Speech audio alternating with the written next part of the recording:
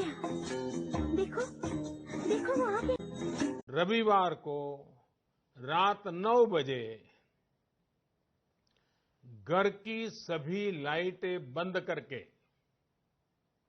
घर के दरवाजे पर या बालकनी में खड़े रहकर 9 मिनट के लिए मोमबत्ती, दिया, टॉर्च या मोबाइल की फ्लैशलाइट जलाएं।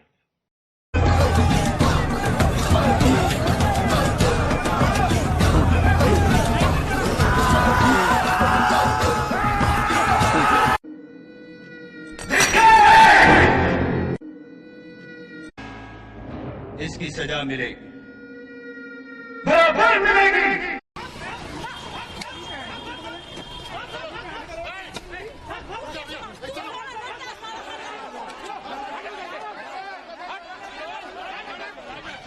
क्या समझ कर आए थे कि सरदार बहुत खुश होगा, शाबाशी देगा? क्यों?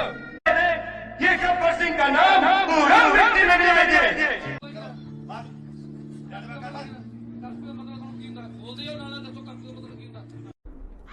अब ठीक है, हाँ अब ठीक है। इसलिए मैं इस सदन को और पूरे देश को विश्वास दिलाना चाहता हूं कि सरकार ऐसी किसी भी हरकतों को स्वीकार नहीं करती है।